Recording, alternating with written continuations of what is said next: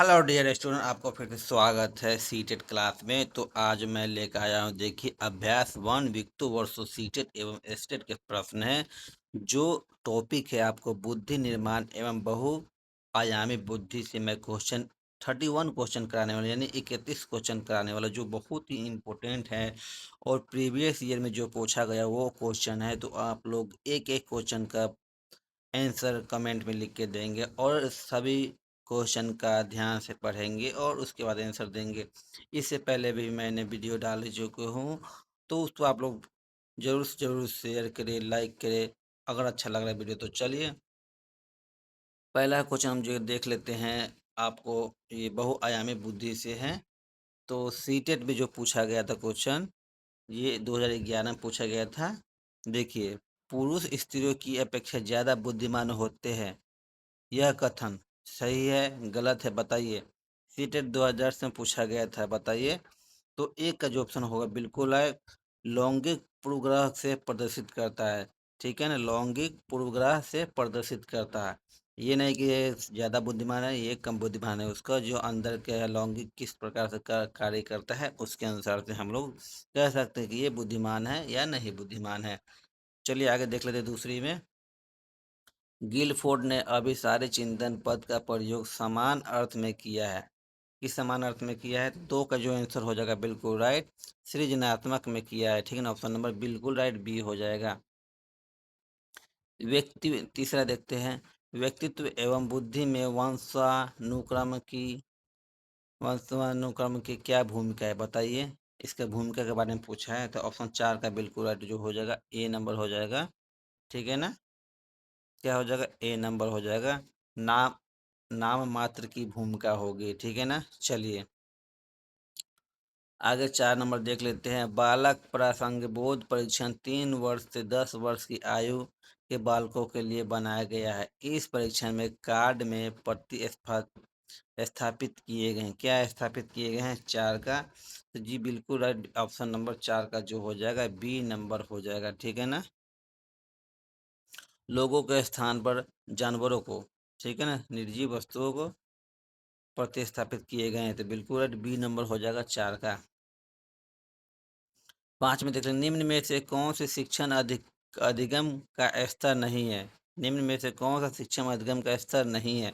5 का आंसर बताइए क्या हो जाता है। यूपी टेट 2011 में पूछा गया था, बहुत बढ़िया क्वेश्चन है। तो जी बिल्कुल राइट बी नंबर स्मृति स्तर हो जाएगा, अपना बी नंबर हो जाएगा बिल्कुल राइट इसका आंसर। 6 नंबर देखते, एक बालक जिसकी बुद्धि लब्ध 105 है, उसे वर्गीकृत क्या किया जा सकता है, बताइए। इसे क्या चीज में वर्गीकृत किया जा सकता है, बताइए। 6 नंबर का ऑप्शन, जी हाँ बिल्कुल राइट सी नंबर, यानी कि आपको सामान्य बुद्धि 105 में रखा जाता है। ठीक है ना, वो सामान्य बुद्धि लब्धि बालक बोला जाता है। चलिए आगे देख लेते हैं। बुद्धि के द्विखंड सिद्धांत का प्रतिपादन किसने किया था, बताइए। जी CGTET में पूछा गया था यह क्वेश्चन, बहुत बढ़िया क्वेश्चन है। तो 7 का जो आंसर हो जाएगा बिल्कुल राइट ए नंबर स्पीयरमैन हो जाएगा। ठीक है ना, स्पीयरमैन। चलिए 8 नंबर में देख लेते हैं। हावर्ड गार्डनर द्वारा निम्न में से एक को छोड़कर बाकी सभी बुद्धि को प्रकार बताए गए हैं। क्या प्रकार के बताए गए हैं? तो 8 का जो आंसर हो जाएगा बिल्कुल राइट बी नंबर हो जाएगा, सृजनात्मक बताया गया है। फिर 9 नंबर में देख लेते हैं। बहुबुद्धि बहुविधि बुद्धि सिद्धांत के अनुसार सभी प्रकार के पशुओं, खनिजों और पेड़ पौधे की पहचान और वर्गीकृत करने की योग्यता डैश कहलाती है। तो 9 का जो हो जाएगा बिल्कुल राइट बी नंबर प्राकृतिक बुद्धि उपलब्धि कहलाएगी। ऑप्शन नंबर बिल्कुल राइट बी नंबर हो जाएगा। चलिए 10 नंबर देख लेते हैं। अधिकांश व्यक्तियों की बुद्धि औसत होती है, बहुत कम लोगों संपन्न होती है और बहुत कम व्यक्ति मंदबुद्धि के होते हैं। यह कथन डैश प्रतिस्थापित सिद्धांत पर आधारित है। तो 10 का जो आंसर हो जाएगा बिल्कुल राइट बी नंबर बुद्धि के वितरण पे स्थापित है। किस पे? बुद्धि के वितरण पे। 11 देख लेते, तार्किक गणितीय बुद्धि डैश से संबंधित 2012 में पूछा गया था, बहुत बढ़िया सीटेट में पूछा गया था। तो चलिए 11 का जो आंसर हो जाएगा बिल्कुल राइट डी बहुबुद्धि सिद्धांत हो जाएगा। ठीक है ना, बहुबुद्धि सिद्धांत हो जाएगा। चलिए 12 देखते, बहुबुद्धि सिद्धांत निम्नलिखित में नियथार्थक का सिवाय है, किसके सिवाय है? तो 12 का, चलिए ऑप्शन तो इसका ये ऑप्शन जो आंसर हो जाएगा 12 का बिल्कुल राइट, बी नंबर हो जाएगा। क्या हो जाएगा? बी नंबर हो जाएगा, ये वाले। चलिए 13 देख लीजिए। एक 16 वर्षीय बच्चा बुद्धि लब्धि परीक्षा में 75 अंक प्राप्त करता है, उसके मानसिक आयु डैश वर्ष होगा, बताइए कितना वर्ष होगा? तो इसका जो हो जाएगा 13 का बिल्कुल राइट, ए नंबर हो जाएगा, यानी 12 वर्ष होगा। ठीक है ना, कितना? 12 वर्ष। 14 देख लेते हैं। बुद्धि लब्धांक सामान्य रूप से शैक्षणिक निष्पादन में संबंधित होता है, किसमें होता है संबंधित? तो बिल्कुल राइट, सी नंबर हो जाएगा, उच्च में हो जाएगा। ठीक है ना। 15 नंबर देख सकते हैं। एक समान जुड़वा भाइयों में से एक को सामाजिक आर्थिक रूप से धनाढ़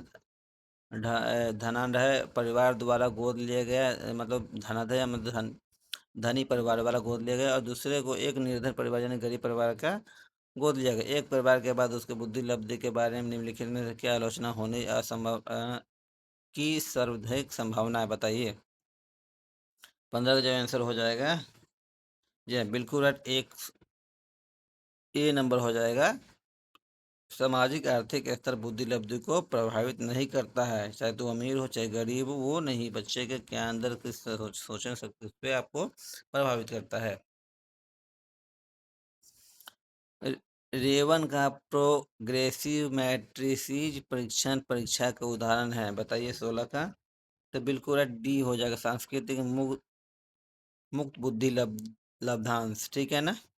चलिए 17 में देख लीजिए। प्रतिभावना बालक के बुद्धि लब्धि होती है, प्रतिभावना बालक के बुद्धि लब्धि, बहुत बढ़िया। इसका जो आंसर हो जाएगा बिल्कुल बी नंबर हो जाएगा, 140 होती है। ठीक है ना।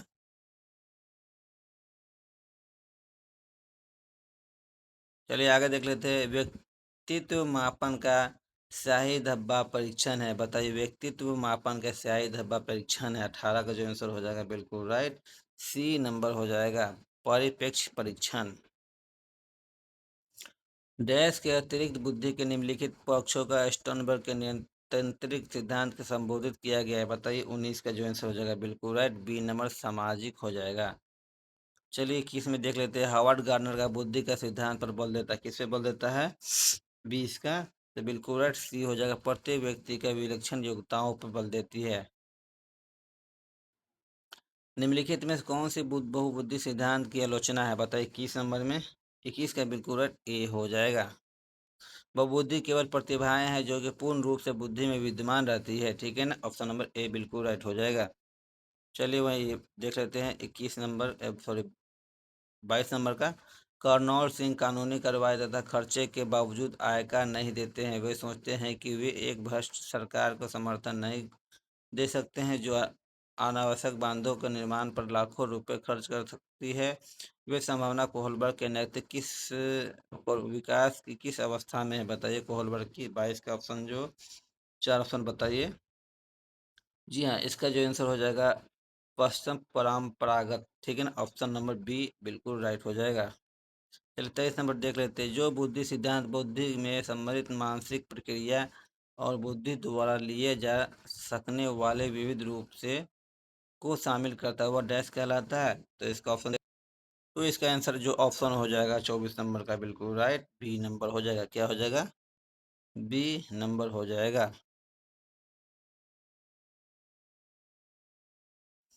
निम्नलिखित में से कौन सा आलोचनात्मक दृष्टिकोण बहुबुद्धि सिद्धांत का संबंधित नहीं है, 24 नंबर बताइए। जी हाँ, 24 नंबर का जो भी ऑप्शन हो जाएगा बिल्कुल राइट, सी नंबर, बहुत बढ़िया, सी नंबर हो जाएगा। प्रतिभाशाली विद्यार्थी प्राय एक क्षेत्र में ही अपनी विशिष्ट प्रदर्शन करते हैं। जी हाँ, बिल्कुल राइट। चलिए आगे देख लेते हैं 25 नंबर का। बहुबुद्धि सिद्धांत के को वैध नहीं माना जा सकता है, क्योंकि क्योंकि वैध नहीं माना जा सकता भाई। तो 25 का जो आंसर हो जाएगा बिल्कुल राइट, ए हो जाएगा।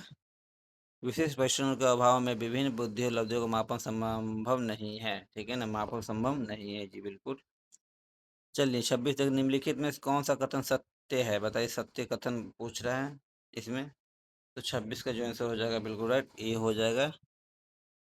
अनुवांशिक बनावट व्यक्ति की परिप्रेक्ष्य में गुणावट के प्रति प्रत्युत्तरात्मक को प्रभावित करती है।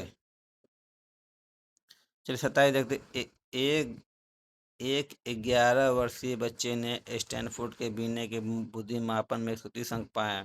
मान लीजिए कि एक सामान्य संभव वर्कनेस m×100 तथा 15 है, तो उनको 11 वर्षीय बच्चे की प्रतिभा प्रतिशत की गणना किया जाए तो इस बच्चे के बेहतर अंक प्राप्त होंगे। कितना अंक होगा बताइए, परसेंटेज निकालना है, सभी को आता होगा। जी हाँ, तो बिल्कुल राइट, आपको पता है कि 98% आएगा। चलिए 28 देख लेते हैं। निम्नलिखित में से कौन सा निरीक्षण हार्वर्ड गार्डनर के बहुबुद्धि सिद्धांत का समर्थन करता है, बताइए 28 का आंसर। जी हाँ, बिल्कुल राइट, ए हो जाएगा। मस्तिष्क के एक भाग में जो क्षति हुई केवल किसी एक विशिष्ट योगता को प्रतिभाशाली करती है, न कि संपूर्ण में। सही, बिल्कुल राइट। चलिए हम देख लेते हैं 29 योग्यता व योग्यता सामूहिक के परिप्रेक्ष्य में निम्नलिखित में से कौन सा कथन सत्य है, बताइए 29 का। बिल्कुल राइट, डी नंबर हो जाएगा। चलिए 30 का कुछ देख लेते हैं। निम्नलिखित में से कौन सा कौशल भावना बुद्धि के संबंधित नहीं है, बताइए 30 का। जी हाँ, बिल्कुल राइट, सी नंबर हो जाएगा। तो मैं आज 30 क्वेश्चन किया हूँ, आप लोगों को बहुत बढ़िया लगा है। और चैनल भी को सब्सक्राइब कर ले, वीडियो को लाइक कर ले, शेयर करें ज़्यादा से ज़्यादा जी आपको। और भी इसी तरह मैं वीडियो फिर नेक्स्ट पार्ट में लेके आऊँगा, पार्ट 2 में आगे 30 से आगे। ठीक है ना, तब तक ले बाय।